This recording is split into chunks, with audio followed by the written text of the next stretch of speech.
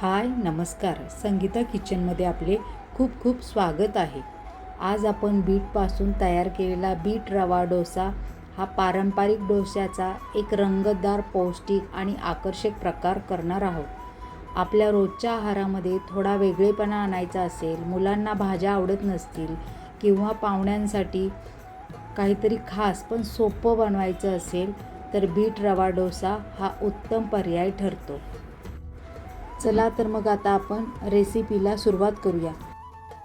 इथे मी एक बाउल घेतला, त्यामध्ये 1 वाटी रवा, 1 वाटी किसलेलं बीट आणि 1 वाटी दही घेतलेलं आहे.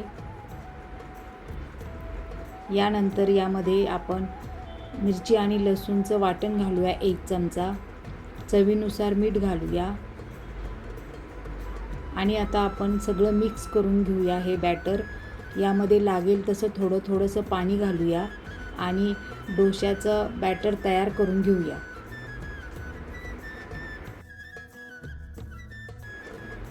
अशा पद्धतीने थोडंसं पाणी घालून आपल्याला याचं बॅटर तयार करून घ्यायचं आहे. दाखवल्याप्रमाणे आपल्याला हे बॅटर तयार करायचं आहे.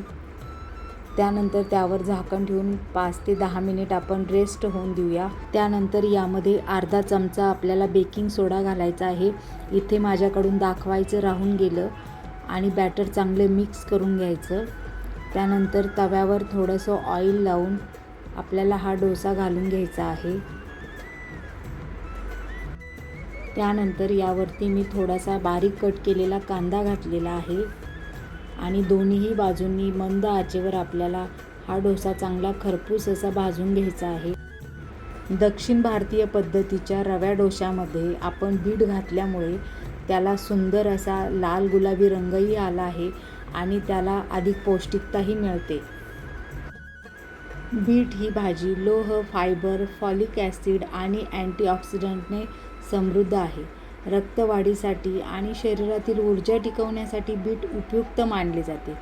त्यामुळे बीट रवा डोसा हा फक्त चविष्ट नाही तर आरोग्यदायी आहे. लहान मुलांना बीट खायला देताना अनेकदा अडचणी येतात, पण डोश्याच्या रूपात दिल्यामुळे त्यांना त्याचा रंग आणि चव आवडते. दाखवल्याप्रमाणे आपण सगळे डोसे तयार करून घेऊया. बीट रवा डोसा टोमॅटोची चटणी, नारळाची चटणी किंवा सांबारसोबत अतिशय छान लागतो. सकाळच्या नाश्त्यासाठी, संध्याकाळच्या हलक्या जेवणासाठी किंवा टिफिनसाठीही हा उत्तम पर्याय आहे. शिवाय हा डोसा पटकन बनतो आणि फारशी आंबवण्याची गरज नसते.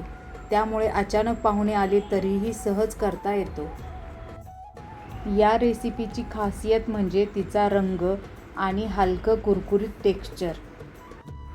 चव, रंग आणि आरोग्य या तिन्ही गोष्टींचा सुंदर संगम या डोश्यामध्ये दिसून येतो. त्यामुळे अशा पद्धतीने एकदा तरी तुम्ही रवा डोसा नक्की ट्राय करून पहा.